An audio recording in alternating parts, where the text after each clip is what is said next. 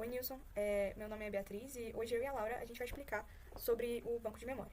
Então, para que ele serve? É para que a gente basicamente consiga armazenar um determinado valor por um determinado tempo para que a gente consiga realizar uma operação com ele. Bom, então a gente vai ter aqui um conversor de hexadecimal, que é a base que a gente está fazendo a nossa calculadora, para a gente transformar ele para um valor em binário, para que a nossa calculadora consiga ler todos os bits certinho, né? Então, transformando esse valor, a gente também vai ter uma porta OR com com suas entradas sendo todos os valores possíveis que o usuário possa apertar, né? E a gente também tem um botão de clear, que serve para a gente limpar o nosso banco de memória.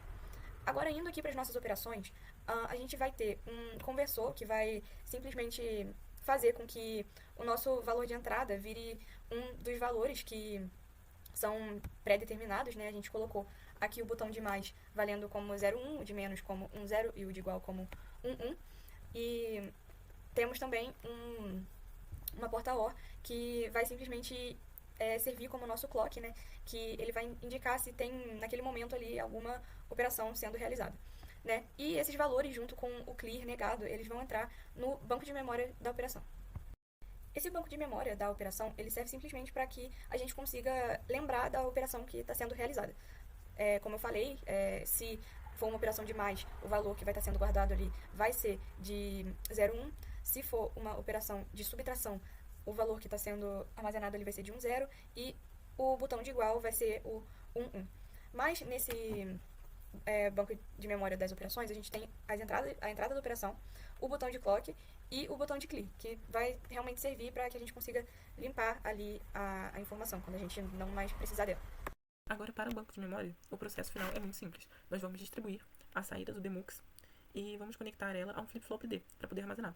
Nesse flip-flop, nesse conjunto de coisas que nós estamos conectando, nós vamos conectar também duas portas END, uma com a operação negada e outra sem a operação negada, bem similar com o que a gente fez no Minimux. E vamos conectar ela junto nesse circuito do banco de memória. Vamos conectar também a função clear e após isso iremos conectar tudo numa saída de 4 bits ao final. Então, por que a gente precisa colocar essa end junto?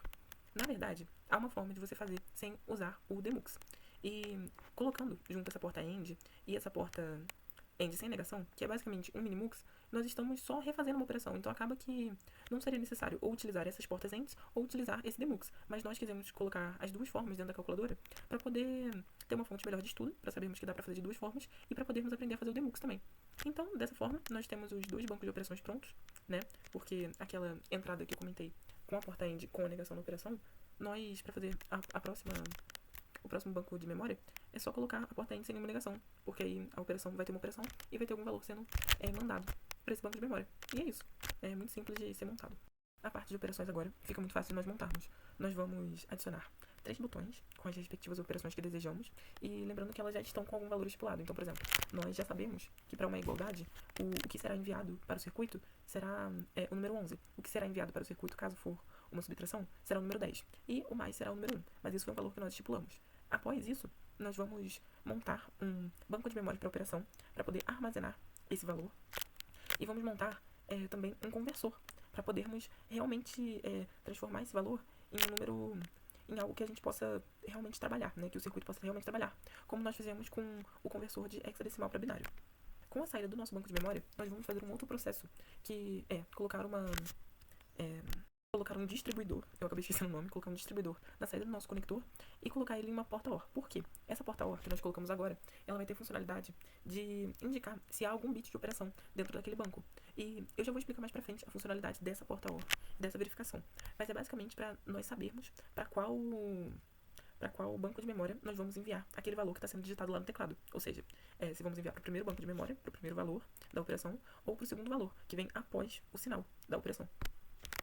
Bem, e como faremos para poder armazenar os valores na ordem correta? Ou seja, como eu vou saber se o meu primeiro valor que eu quero enviar está indo realmente para o primeiro banco de memória e o meu segundo valor que eu quero enviar está realmente indo para o segundo banco de memória? Isso é mais simples do que parece. Nós vamos fazer um demux, que ele é basicamente um mux, só que ele faz o inverso, se vamos dizer assim, do mux. Ou seja, ao invés de receber duas entradas e selecionar uma saída, ele vai receber duas entradas e uma saída, ele vai receber uma entrada e vai proporcionar duas saídas. E como é que isso funciona na prática?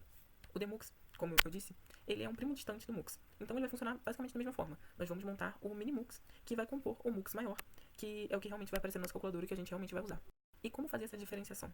Bem, nós usamos anteriormente uma porta-OR para verificar se havia alguma operação vigente, se o usuário estava realmente querendo colocar alguma operação, seja ela de mais, seja ela de menos, se algum valor no banco de operação foi armazenado. E aqui nós vamos utilizar ele. Para compor o nosso Minimux, nós vamos usar uma porta para operação, uma porta de entrada para operação, e o nosso valor do teclado, que passou pelo conversor de hexadecimal. Então vão ser duas entradas no Minimux. Bem, e para o banco de dados, como é que isso vai funcionar? No banco de dados, que é o primeiro, quando nós estamos fazendo uma operação, nós precisamos que o primeiro valor ele venha antes de qualquer sinal, de qualquer operação que o usuário deseja realizar. Por exemplo, nós temos 5 mais 5. O primeiro 5 vai vir antes do sinal de mais. Ele é o primeiro valor. Então, para podermos armazenar esse valor na posição correta, nós vamos negar a operação e vamos entrar com o valor normal de A. Ou seja, quando não tiver operação e tiver algum valor digitado no teclado, nós vamos armazenar no primeiro banco de memória. E o oposto acontece para o segundo banco, porque após algum sinal ser digitado, alguma operação, nós necessitamos armazenar esse próximo valor. Então esse valor vai para o segundo banco de memória.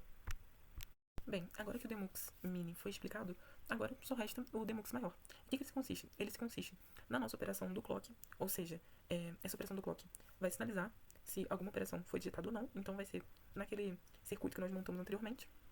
Vai se consistir numa saída, numa entrada de 4 bits, e essa entrada de 4 bits vai estar distribuída por 4 flip-flop Ds.